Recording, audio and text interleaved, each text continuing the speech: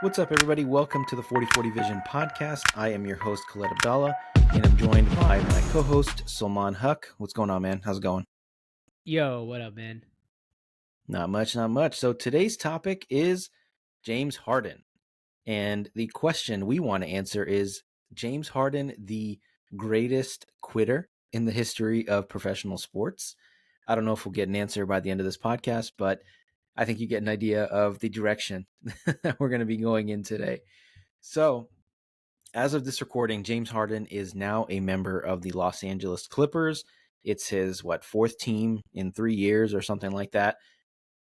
So let's take it back. Let's talk about early James Harden before the rumored fat suits, before the strip clubs became a thing, before the quitting became a thing.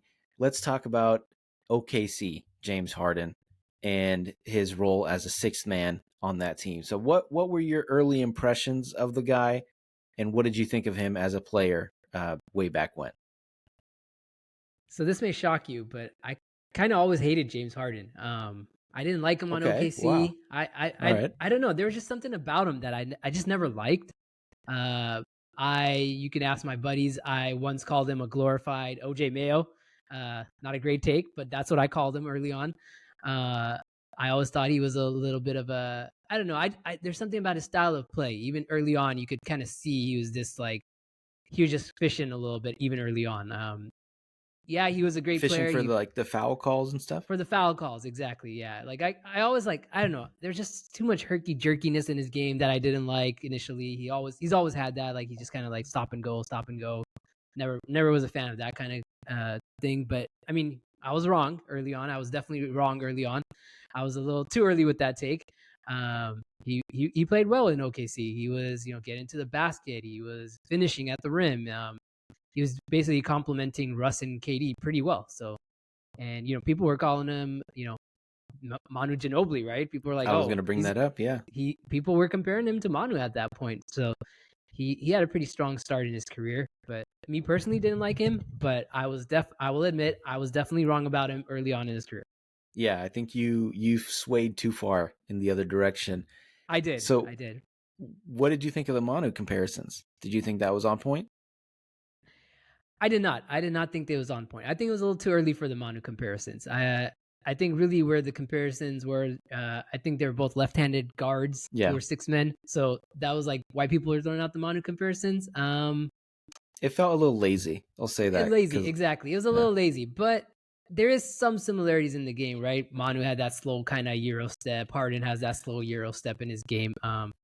So they were there, but it's a lazy comparison for sure. I was already hating on the guy early on, so I was not loving the Manu comparisons. I would argue left, right, and center with anyone who said he was Manu Ginobili. yeah, and I think it completely disregards the defensive playmaking that Manu brought to the table. 100%, You know, 100%. Yeah, it's an insult so to Manu Ginobili, honestly.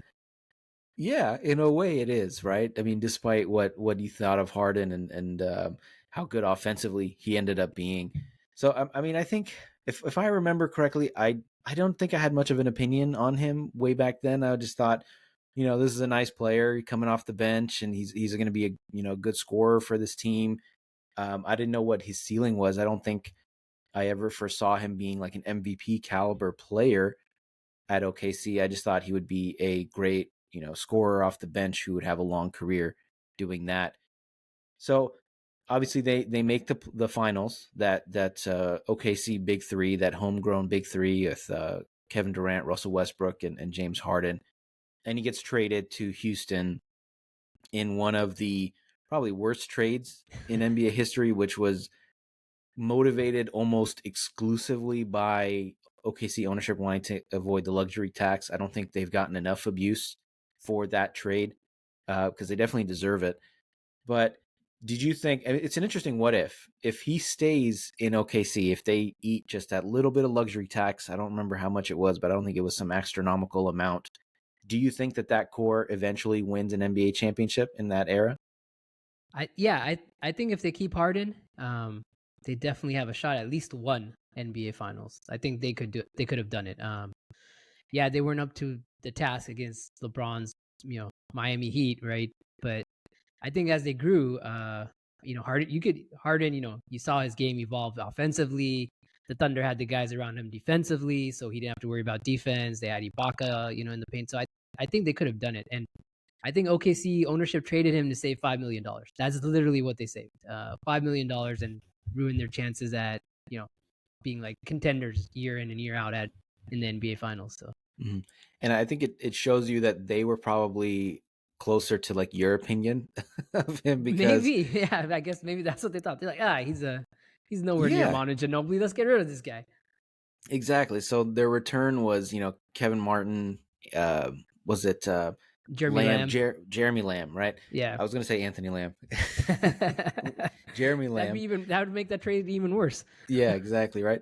A number of picks, a bunch of other stuff, but it was definitely a cost saving move. And what it did, I do think that they would be able to win one championship in that era. I mean, they had already proven that they could handle the Spurs. I know this was like early Kawhi days, so it was a weird time, but I do think that collection of talent eventually would have won, assuming health and all that stuff. I think they ran into some bad luck with Russell's knee and Kevin Mm-hmm. Durant's foot and a bunch of other stuff as well. So I think it's a great what if. I think we should maybe spend another podcast on that what if, and if they would have been able to overcome the Spurs and the Heatles and all that stuff. And So and imagine if they had Harden for that game 7 against the Dubs, right? That probably is changing our trajectory too. yeah, absolutely. And well, effectively what they did with that trade was create another contender in Yep. Houston.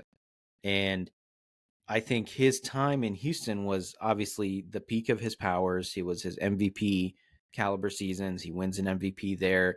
He comes within a game or two of beating the Warriors, a game 7, a half, in fact, of beating the KD led Warriors. So does he get enough credit? I know this is going to be mostly a James Harden bashing podcast, but does he and Chris Paul, who's went over to the good guys, but does he get enough credit for being the best matchup for these KD teams? I mean, this is the same team that beat the Cavs in 5 or swept the Cavs, and they would go to 6 or 7 games regularly with the Rockets. What do you think?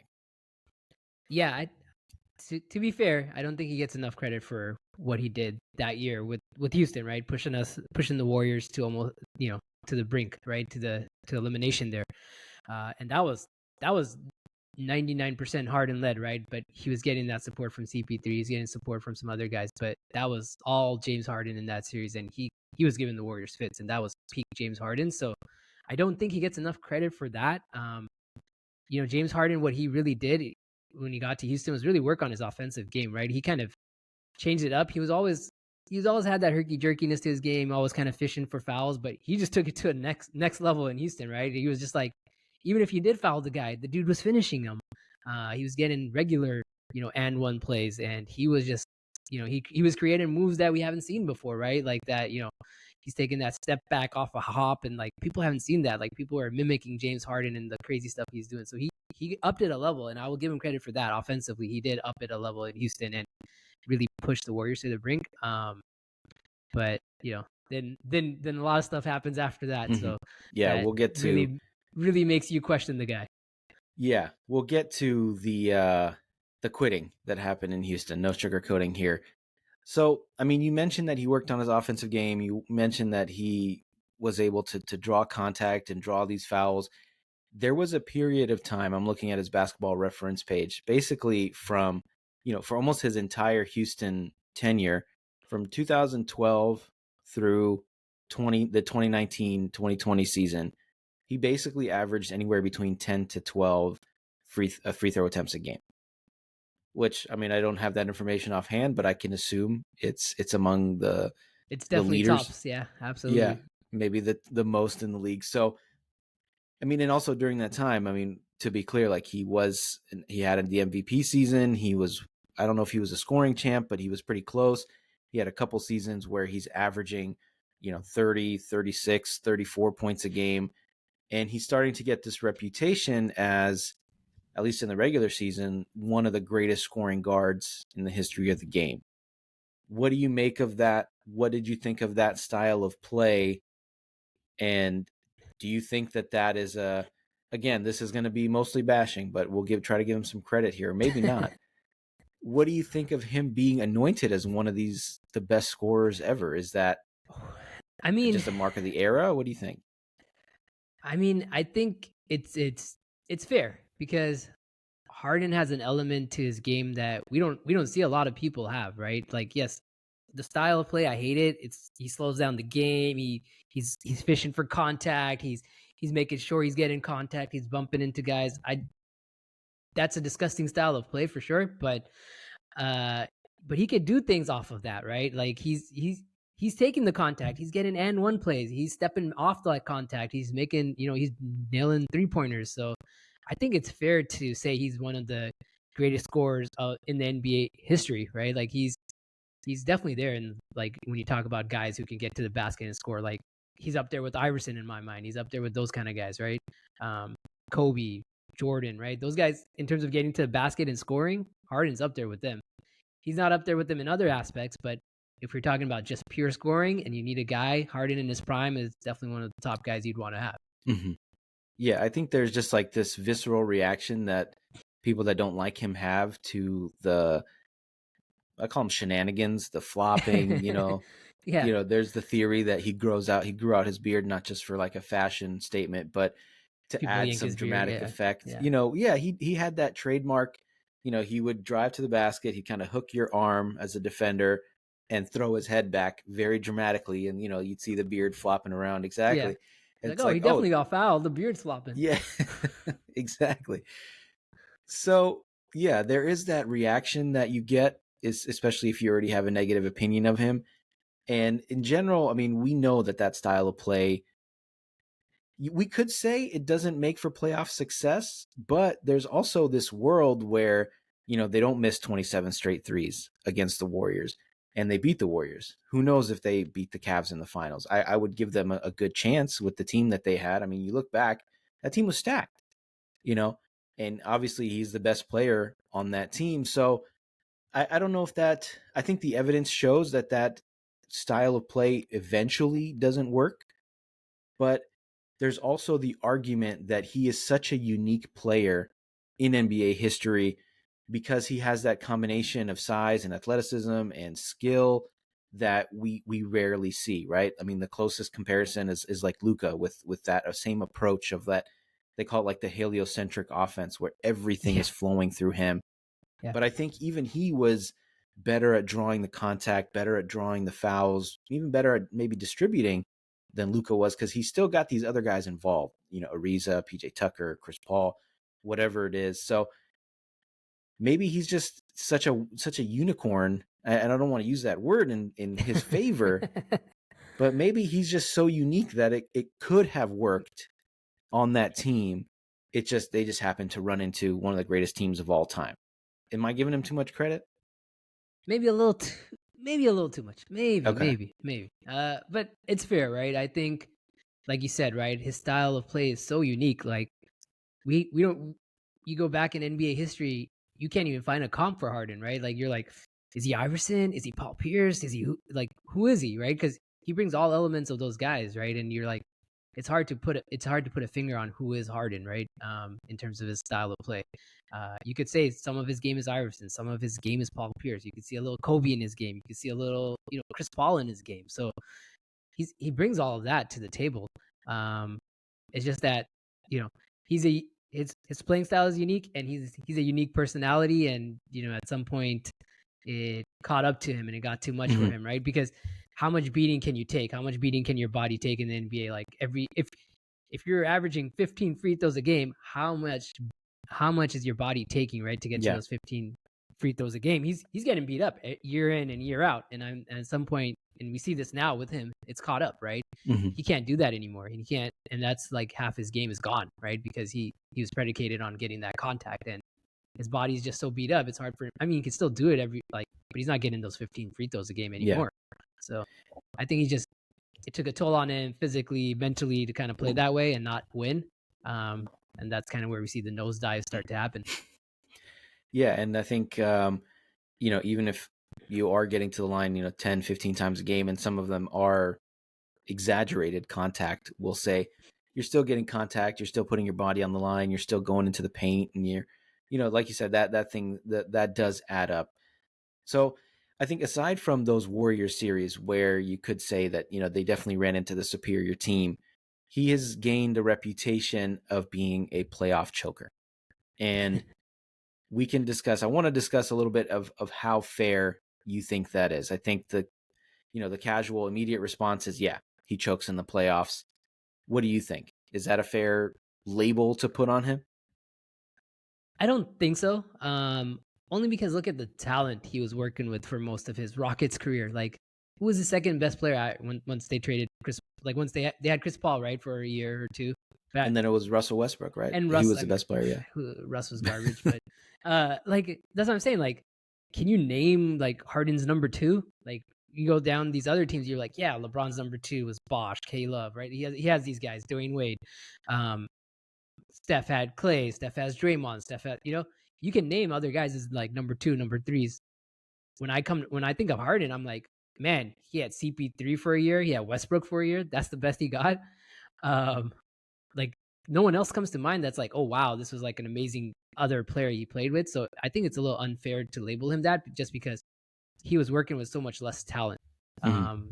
than I would say the other teams, and he was elevating the talent around him per se, right? Yeah. Like I mean, you look at the Rockets team on paper before the season starts with Chris Paul and Harden, you're like, this could maybe work, but we don't know. Are they top five in the West? Like that's what everyone was thinking at that time when before the season starts. And then they show, Chris Paul and Harden could kind of make it work and they kind of get it going. But I really can't say like did Harden have a lot of help, right? Like these other guys Mm-hmm. had, and it doesn't matter how Yeah. the talent came, right? They didn't. No one wanted to sign to Houston. Houston was just bad at drafting at that point.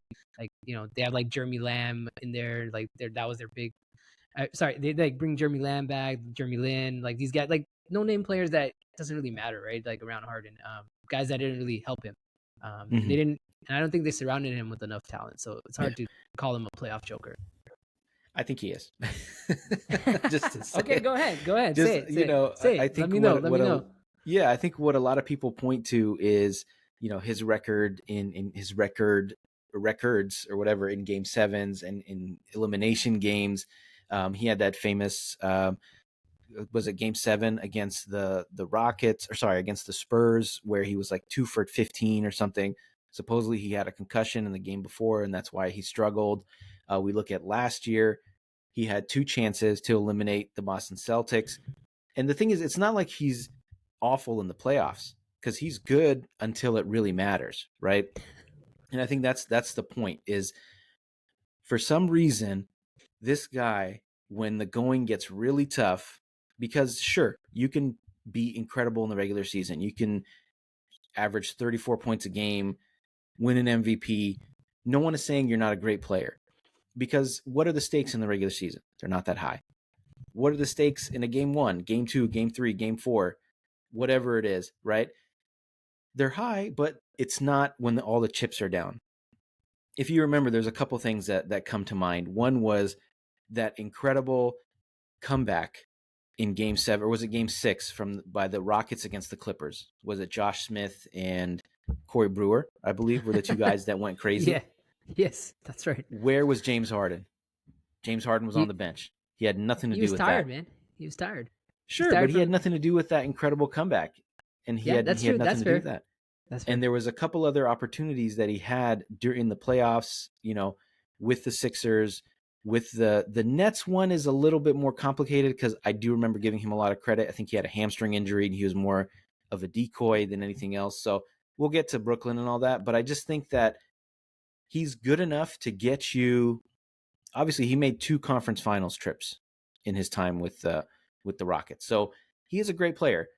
But again, in those elimination games, those game sixes, game sevens, because they were up 3-2 on the Warriors. They could have won in six, and they didn't. They could have won in seven, and they didn't. So we can give him credit for taking the Rockets as far as he did. But if you're the best player on that team, you're going to get a lot of criticism as well. So I think, again, sure, he's one of the greatest scoring guards of all time. He's a magician. You can run your offense through him. You can do whatever. But when the chips are down, I think he's one of like the last guys that I would pick out of like the superstar all NBA type players. Yeah, I think that's fair. I mean, a lot of it is like he just like we said, right? He gets beat up. He's tired. Like you get into if he's getting you to a game 7 with the surrounding cast of like Clint Capella and like you know like Clint Capella is the second best player and like Trevor Ariza. Like these are the guys he's playing with, and he's getting to a game 7. I think maybe it's a Maybe little he's not unfair in to good say him. shape. Maybe that's another thing. Maybe. I mean, that's been a knock on him for sure. But I think it's hard. It's hard to be that. It's hard to be the guy all the time, right? And you see that, right? Like people had that same criticism of Steph until he finally won Finals MVP, right? People are like, "Oh, but Steph has so much talent around him." But Steph is the guy; like he'll do it. But I think he gets helped out a little bit by the fact that he has Draymond there to kind of orchestrate the offense. He has Clay there when he's kind of in a slump, right? So Steph can take moments off. Harden can't, and when Harden does, the team crashes, right? That's what it is, right? And But unfortunately, he's been taking the moments off in the biggest yeah. games. But I think it's So to he's that his point, effort to get to those yeah. games. He's just so tired by the time he gets to those games. Like I think that's part of it. But Part to of it, that not point, all of it. I will say it's by design. Yeah, If 100%. It is by design. I mean, he wants the ball in his hands all the time. He's not willing to work off the ball. When he doesn't have the ball in a possession. I mean, you saw it he in doesn't Philly. try. Yeah, he doesn't Yeah, try. he's not trying, right? I Yep. mean, you can say, oh, maybe he's resting, getting some energy back, whatever. But it's like you are operating in an offense that is, 90% James Harden, and Yeah. that's because Yeah. that's how he Exactly. wants to play. Exactly. Right. It is 100% by design, right? So if that's your style of play and that's who you want to be, then you better be in damn good shape and finish those game 7s. Exactly, and he wasn't, and he never has been. Whether it's a mental block, whether it's a physical block, he's had opportunities to overcome that label. Personally, if he beats Boston last year, because he was incredible for most of that series. But again, he had a chance to do that and beat a great Boston team, and he didn't. Once again, he fell short in that Wasn't crucial Embiid moment. hurt? Embiid was hurt, right? Oh, Embiid came back He came back. He came back and they early still on in that lost. series. Yeah, it was all Harden. He went crazy in game one. Yeah, They yeah. won Early game on it one in was all Boston. hard. Yeah, and that's the thing is he's capable of these things. But you can say, "Oh, he's tired. He's this and that." It's like, well, everybody's tired, man. It's game Yeah, 7. for sure. For sure. That's the Everyone's whole tired at point. that point. Everybody's I mean, tired. Everybody's hurt. I think it was disappointing both from him and Embiid. Like neither one of them kind of no showed in that game 7, right? Like I mean, Embiid was that the game he put a Embiid showed up in like game 6, I think, right? Where he I think it dropped was like a game 50 4, point, game 5. I mean, they both something had a like that. Embiid, chance. they both had He, chances, but like I feel both of them no showed in game 7 for whatever reason. yeah, I mean, Embiid is not innocent here, but I think Yeah, this is a James Harden podcast. this is a James Harden pod. We're Yeah, talking about James let's Harden. let's get to the juicy stuff, man. Yeah, so let's talk about quitting because this is what this is about. And I want to be fair to him and talk about people can easily say, oh, he quit 3 times in 3 years or whatever it is on 3 different franchises and he got traded. But let's talk about Houston. Let's talk about the situation that he quit on and when he forced the trade to Brooklyn. There was a rebuild about to happen. Daryl Morey tried a couple things. He traded for Chris Paul. They hit their ceiling. He traded for Russell Westbrook, which was an awful trade in hindsight. And they were about to start a rebuild. And James Harden basically said, I'm not going to be part of this rebuild. Get me out of here. Is it fair to criticize him for quote unquote quitting on the Houston Rockets after being there for 10 years or so? Yeah, 100%. I mean, yeah, you didn't get your ring, you didn't win, but the way he forced himself out of Houston was really strange, right? I mean, dude shows up in like a fat suit for a couple practices. Like, I mean, that's by all That's accounts, the it's a fat rumor, suit, right? man. Is he was That's the wearing a rumor, fat right? suit? Yeah. I mean, it's insane. You look at him like 2 weeks in Houston and 2 weeks later in Brooklyn, he's lost all that weight. There's no other explanation. Um, it's just, yeah. I mean, he absolutely quit on that team. He could have gone about it a more professional way. I think that's why people are like, you quit on Houston, right? Because he was so unprofessional about it. He was just like demanding a trade. He's like, rebuild, screw this, right? I don't want to be here. But if that's that was your team for 10 years, and you're like, hey, you know what, Daryl, I'll give you a chance to shop me around. If you don't get something you like, I'll stick around another year. Don't like, but please try to trade me because it's a rebuild. I'm still in the prime of my career. Like, much different approach than, hey, f you, Daryl Morey. I'm here and I've gained like 100 pounds over the summer. I can't play anymore. You're like, completely different approach, right? The way he did it was just Sure, sure. absurd and ridiculous. And so I think it's fair to criticize him for saying he quit on Houston. I mean, that was like what Randy Moss did to the Raiders, man. Like, he just showed up and was like, you know what? Screw the I'm Raiders. out of here. Yeah. I'm not even gonna play. So that's kind of what Harden did. I get it. Randy Moss had no affiliation with the Raiders, but uh, Harden had a long legacy there in Houston, so Mhm. he kind of just threw that all away for getting traded Yeah, to Brooklyn. So that's fair. I think it was a rebuild, so you can't completely fault him for wanting to leave. Like you said, he did force his way out in an unprofessional way. I don't think it was a fat suit. I think he did like, he would he's doing like a carb bulk or something. something There's he did something weird to yeah, make it look like he got big, man. It yeah, was and weird. then he probably cut weight like a boxer or a Yeah, UFC that's probably what fighter, he like does. before his Brooklyn debut. But I mean, those images. There was one in particular in like the powder blue Yeah. Rockets like warm ups. And Yes. he legit looked, I mean, he's listed at 220 and he looked like he had a pot belly. He looked about Yeah, 250. he looked like he was like 260 easily. Yeah. And then 4 days later, he's, I know black slims you, but, he's wearing the Nets uniform and, He looks like he's down to you like know, 215 at that point. yeah. Like he So, lost even more weight, so so maybe it seems like it wasn't so much that he left Houston, but the manner in which he left Houston. But I think 100%.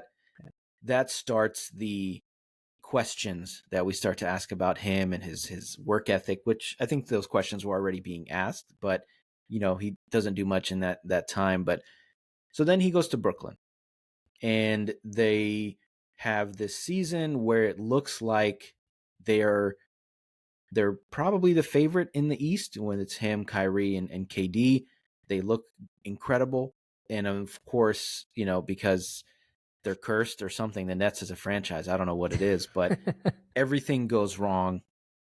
Kyrie turns his ankle and was it game 1, game 2 against the Bucks, and that wasn't the conference finals, it was the conference semis. Or was it the conference final? I think it was the conference semis. I think it And was the then semis. I think you're right. The yeah, semis. and then uh, Harden hurts his hamstring, and he's basically a decoy. And they still come within that toes length of beating the Bucks in that game. But this is an important caveat to the Brooklyn story is COVID. COVID happens. And this Yes, is that's another right. big what if in the James Harden saga because after that season, they come back. They're coming back. It's the 2020-21 season, or sorry, the 21-22 season, and it looks like everything's going to be great, but there's a vaccine mandate in New York City. And Kyrie Irving is not playing. And then he's only playing away games and not home games. And it just becomes this whole thing. And all of a sudden, James Harden finds himself in a situation where Kyrie is getting this preferential treatment where he doesn't have to play every game. He plays once a week or once every 2 weeks, whatever it is. So, with that nuance, do you blame him for wanting to leave Brooklyn and forcing his way to Philadelphia? Yeah, again, it's the way he went about all of this, man. Sure. It's not wanting to get out. Like, okay, he's like, oh damn, Kyrie's a nutcase. I better get out of here. I know this Nets team's gonna implode at some point.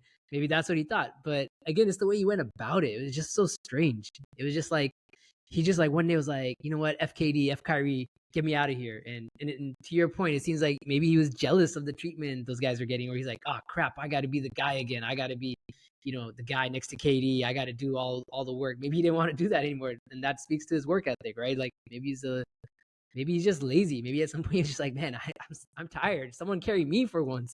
Um, so I think it's again the way he went about it was just weird, right? Like he was just like one day he's like, I want to trade.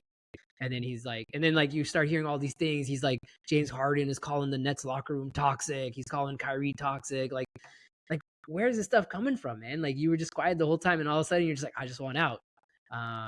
I think I don't know, maybe there's some leaks in his inner circle or whatever, but he should have just been like, privately said, hey, maybe I want to trade, maybe, and we don't hear about it, and they trade him, right? But the Yeah. fact that we hear about it in this era and the way he's like approaching things, the way he already approached the Houston situation, and you're like, is he doing the same thing here in Brooklyn? Seems like it. And he's kind of quitting on the team again. He's like making up injuries. Oh, my hamstring. Like he's like sitting out games now with hamstring injuries again. Maybe they're real, but I don't know. It seems like he was just sitting out way too many games when he wanted to get Hmm. traded. Yeah.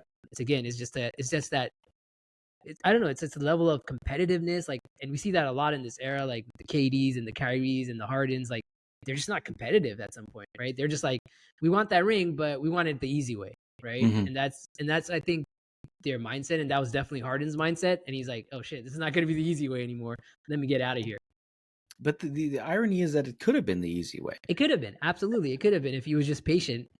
Yeah, exactly. And that's the thing, is that he forced his way out of a situation in Brooklyn. I mean, eventually that imploded pretty quickly, but I think it was just COVID. COVID caused all this. It caused Kyrie to push back against these mandates, and the thing never made sense anyway. It's like, you can't, if you're an employee in New York City, you have to have a Yeah, it was vaccine, but if you're stupid. coming It from out of was, town, yeah, it never made sense. Yeah, it never made sense anyway. But eventually they figured it out, and yeah, Kyrie was able to play in the playoffs. And I mean, they got swept by Boston, but you know, this is a team where if the three of them were together and maybe they were actually healthy, and they were, all three of them were healthy in those playoffs, maybe they do end up winning the title, or at least making the finals. I know that Boston ended up making the finals and losing to the Warriors, but that it could have very easily been the Warriors Nets instead yeah. of Warriors Boston, and he just Oh didn't man, have and the patience. that So would not have ended well for the Warriors. So I it don't would know, have been. man. I don't know. It depends, right? It depends on Yeah, if they were still beefing with, like, if they were all in, like, they were all synced, and you're getting like a good Harden, you're getting a good Kyrie, and then you got KD, right? That's a lot of firepower for the Warriors to stop at that it point. is. But It that's a is. that's a different what if for a different day. Exactly, exactly. So the last team. So actually, I will say that I think he does get a little more criticism than he should because of how crazy things were in Brooklyn, but he should have stuck it out. The last situation, Philadelphia. So supposedly he left some decent amount of money on the table. There was some handshake deals with him and Daryl Morey, who apparently loves James Harden, and he decides, I'm going to burn this place down. I'm going to call Daryl Morey a liar. I'm going to go to China and say I'm never playing for Daryl Morey and do all this and this and that. And this is a team that had a chance to go to the Eastern Conference Finals, and they probably beat that Miami team because they match up pretty well against Miami. Who knows what happens after that? But he basically screws over another contender and says, I need to get out of here. I need to go to the Clippers. And that's where he ends up. So this one, I think I'm 100% blaming James Harden. I understand maybe you left some money on the table, but come on, man. I'm not Yeah, feeling bad for you yeah. over Come on, 10, bro. 15 Like, million yeah, dollars, yeah. Exactly. But you beefing about 15 mil when you've made like hundreds of millions of dollars. Like, come on, man. That's like you and me beefing over $5. Like, oh, Khalid, I'm never talking to you again because you owe me $5. Like, come on, Harden. Well, Like, maybe it's a little more than that. Maybe it's like yeah, 500, but okay, whatever, man. You make hundreds of millions of dollars. It's 15 mil, right? exactly. But I agree with you. I 100% again blame Harden. Like, what are you doing, man? Like, why are you blasting your like stuff in the public, right? And that's the trend with Harden. He it's maybe a private conversation between GM and Harden and agents, and then all of a sudden Harden's doing some weird stuff in public, right? And that's where he's getting this label as a quitter, because he's forcing his way out of these situations that he doesn't like, Mm-hmm. and he's in showing no respect to the other side, right? No respect to Daryl Morey, no respect to Daryl Morey when he was in Houston, no respect to Daryl Morey again here in Philly, blasting him in Philly. Uh, so like when you're that type of player, and look at what he's doing in the Clippers. The Clippers are 0-2 since he's been there, so he's not really helping them either. So I think at some point the NBA is going to be like, damn, we're tired of this dude. Like, nobody wants him on a team anymore, and Harden's going to have to just be forced out of the NBA and retire. I Mm-hmm. think that's what it's come down to. Like, I think he's going to have a horrible season here with the Clippers. He doesn't move the needle for them. Kawhi and PG are already ball dominant guards and slash forwards. What is Harden contributing to that team? Mhm. I think they'll get fed up of Harden eventually. Harden will get fed up of them. And he's like, okay, on to my next destination in the summer. Yeah, I think at some point during his Houston career, he decided that, I'm an all-time great. I don't need to wait around for anybody. I am a system. I mean, he said it himself when he was in his introductory press conference for the Clippers. He said he was on a leash in Philadelphia because they wanted him to play a little more, a little less ball dominant. And now he said, Yeah. I'm not part of a system. I am a system.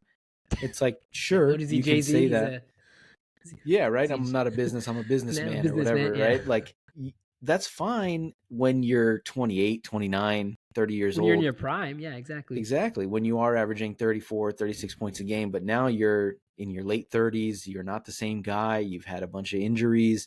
And I think what with him is just there's this just lack of self-awareness of who you are as a player and what you bring to the table.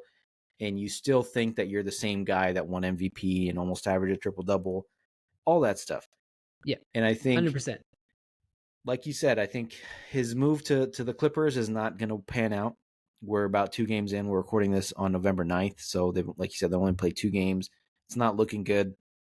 Maybe they'll figure it out. I think they have enough talent to be at least decent. But we talked about it in the over-under pod, or the best case, worst case. I said if they get James Harden, I didn't think they were a playoff team anyway. But I think we both said if they add James Harden, they're only going to be worse. Yeah, It seems exactly. like, So exactly. Go. it's that's where we're headed. They're selling jerseys. I'm sure there's a bunch of kids with James Harden jerseys who don't know anything about basketball. They Oof. just know the player, but it's just, I think he's going to have like a Carmelo type end to his career where he's not going to be able to recognize his new role. And it's just Mm-hmm. going to end kind of 100%. sad, like, It's gonna maybe be a little sad. premature. Yeah, for sure. So ultimately, what is his legacy? Assuming that things go as we think they will go, he doesn't win a ring, he doesn't have any other notable playoff success. Ultimately, what is his legacy? Yeah, I mean, I think when you're talking about Harden's legacy, all this stuff is gonna come up, right? Like people are gonna be like, he never won it with the Rockets. He got traded out of OKC. He didn't win it there either. He quit on a couple of teams. He's yeah, great offensive prowess, but what else? Like what else? Is he basically he's gonna be called a glorified OJ Mayo. See? I was right at the end. But it's just yeah, it's just I think it's a guy, a great offensive game, just couldn't finish it. I mean, if he didn't have all this like headaches that he causes later on in his career, maybe he has a legacy like Allen Iverson almost. Maybe. Right? But the fact that he has all this stuff, all this baggage that he's added at the end of his career, no one's gonna consider him like an AI. People are gonna be like, you're just another nutcase who could score. Uh Yeah. I think that's unfortunately going to be his legacy, a nutcase who could score. Like when we're talking about this 20 years from later, oh, that James Harden guy, yeah, he could score, but man, what a nutcase he was, right? That's what people are going to call him, and that's how he's going to be viewed. Unfortunately, he doesn't have a ring. He didn't have any super teams he became a part of. He didn't. He had But he one. He did, got traded. right? Yeah. He had one. He got traded out of it. Not by his. I guess he could have taken that 4 million less, saved the OKC money, but he was like, "Hey, I'm about my paper, right?" And that's unfortunately what he chose. He chose Yeah. his paper over a legacy and championship. So And that's that what he's that going to be kind of known for. set the stage for things. I mean, I don't blame him for wanting the money he deserved in OKC, and they should have just taken the tax bill at least for a year, see how it At works least, out. yeah, yeah. I'll never side with a cheap owner over No, players. I So mean they could have eventually waived Kendrick Perkins, bro. Like you there didn't want was, to or get they James could have. Harden instead of Kendrick Perkins. Like that was the conversation, and they kept Kendrick Perkins. It's like, come on, man. It's a different NBA. Then they obviously didn't think that highly of Harden, but they could have traded him the next year. They didn't have Yep, to do it that summer. So a lot of things have gone wrong. I think, in the OKC thing. I think ultimately his legacy is like you said, a guy that can score, but he's not going to have that same like cultural appeal that Allen Iverson did. I feel like people in Houston still love him. That's what the impression is I get from like Rockets Twitter and Rockets Reddit. They're like, oh man, remember the glory days with James Harden? Because I think they get blinded to some of the other stuff when they're 100%. Yeah, huge for fans sure. of him. So I think he'll always be tied to the Rockets, always be tied to the city of Houston. But I think ultimately he's just going to have that reputation as a loser, and that's Yep. really unfortunate because there were chances for him to overcome that label. But I think right now it's too little too late. People are going to look at all his stats. He's going to end up in the Hall of Fame because the NBA or the Basketball Hall of Fame lets anybody in, and he has the Yeah. accolades. He's going to be a Hall of Famer. But he's not going to have the winning. And that's Yeah. obviously the most important thing. So is he 100%. the greatest quitter of all time? Yes or no? In pro sports Yes. history. Yes. I'm gonna say yes. Yeah, 100%. I think He's not we quit talked once. about He's it quit once. He's quit twice. He's quit thrice now. Like he's quit three thrice. times. My goodness. Like, can you find me anyone else who's quit 3 times on 3 different teams? I don't think so. We couldn't find one. We couldn't. At We least couldn't. nobody Like, notable. no. Yeah. Maybe Kevin Durant, but that's a conversation for another team for That's a another different time. type I of don't know. quitting. Yeah, exactly. So let us know what you guys think. I mean, I agree. It's hard to find a comparison for a player of this caliber getting traded this many times and forcing his way out of 3 different situations just because they hit a little bit of turbulence.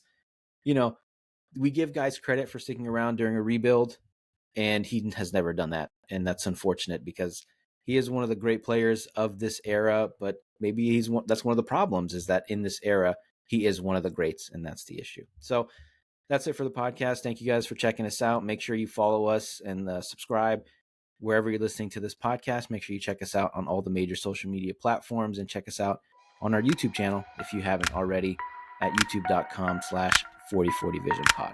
Thanks, y'all. Thanks so much.